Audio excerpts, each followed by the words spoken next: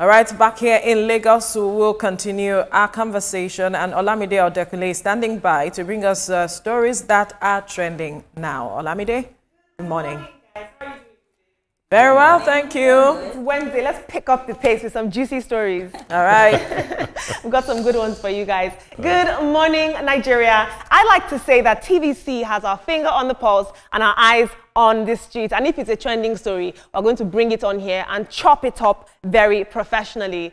In our first story, do you remember the boy who went viral for standing in front of Peter Obi's convoy during the 2023 elections? Well, he's now allegedly behind bars in Kirikiri prison. Yusuf Alami was allegedly picked up on his way from work and accused of theft and street fighting, claims that eyewitnesses are saying are false. Now, supporters believe he's being politically targeted because of all the attention and gifts he received during the elections. The case is now with the DPP, and the court is awaiting legal advice on how to proceed. Of course, social media activists are also going to visit the boy alongside his mother on Thursday. And for a young boy who once symbolized hope and youthful courage, it's a sobering twist of fate. And his supporters are now calling for justice, transparency, and his immediate release. This is very interesting, but I want to focus on the fact that what happens after a viral moment? What are the implications of viral moments and the realities of these viral superstars after they've gone viral? What is their life like in their communities? But let's take a look at social media. That picture was legendary, I have to say. Fisayo says, a case of stealing and fighting will never require the Department of Prosecution's advice because it will be tried at the magistrate court. I suspect what he's been held for is a capital offense. That somebody is a national symbol does not mean they cannot commit a crime. One person says, at Peter Obi, good evening. Sir, kindly help us use your voice to seek for the release of this young man. Please, sir, kindly come to his aid. Interesting. Moving on in our next story. Honestly, this story is quite heartbreaking. A 30-year-old woman, Cynthia Oguzie, tragically lost her life in Lekki, Lagos, after a water tanker fell from a scaffolding and crashed through her roof, landing on her while she was fast asleep. Now, she just returned from work and was resting when the unthinkable happened. Luckily, a man claiming to be her brother has shared the videos online and is raising awareness about the aftermath of this. And he says that no one is taking responsibility. The landlord is pointing fingers at the engineer and the property owner who both live abroad. And he's saying that they trusted the building's maintenance to that same engineer. They've hinted that substandard materials might have been used, and authorities are now looking for the engineer for questioning. It is a very painful reminder of how dangerous negligence can be.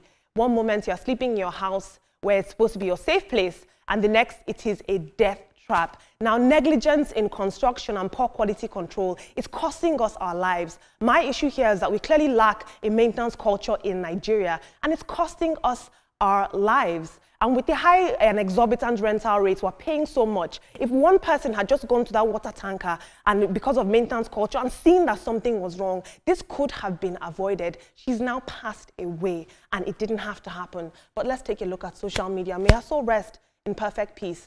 Edo Wizard says, you can't be too careful in this country. Stay in your lane, mind your business, etc. See someone that was sleeping in her own comfort. Death still came to take her, all because of some carelessness of another greedy human being. Now a life has been lost and nobody will be charged for it. There will be no justice. We'll take one more tweet. Mark Soldier says, I hope they have arrested the engineer and the contractors already. Guys, or should I say gang, can you imagine sleeping in your bed and a water tanker falling on you? Her body was exposed and essentially crushed to death. Such a sad one. This is really sad. And I say this all the time. Some of these houses you see in Lekki, they are death traps. Like you go to houses and you can see that the POP is already shaking. And first of all, maintenance culture is really, really bad. You'll be begging caretakers to come and look at what is happening in the house. And they forget that human beings are sleeping there. I think that the caretaker needs to be arrested and also the contractor as well. The landlord needs to provide all these people. May her soul rest in peace. This is quite a sad one. Yeah.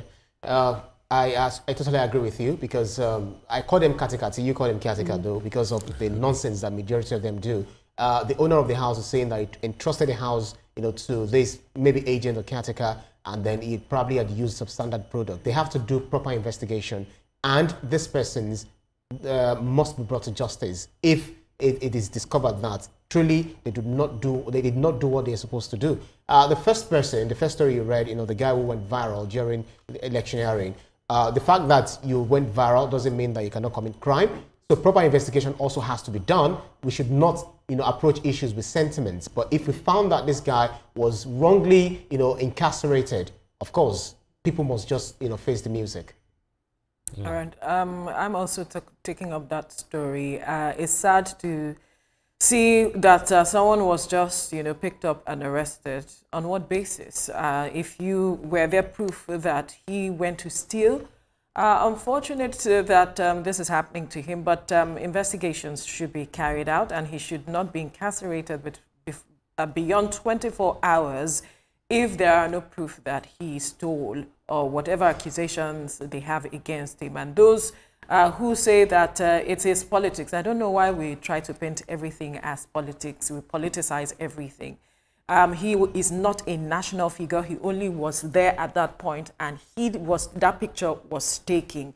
We do not know if he's a member of that party, but I think that due process must be followed. And to the lady who died, may her soul rest in peace. Well, when that photograph was taken, he was below 18, so he definitely wasn't a member of the party. He's just been in the right place at the right time, and there's one photographer taking the right photograph, and the guy became so popular. And for the lady that died, everybody that has connection with that building should be arrested. Landlord, engineer, caretaker, whoever. Even the mason that put the blocks together, the welder that did that stuff, everybody. These are the kind of stories that bring out the emotions from somebody. How can you be on your bed? Where else would you be? And something came and killed you. It's very sad. Thank you very much for your input. Nothing is sadder than losing a life that didn't have to go. But I'm moving on in our next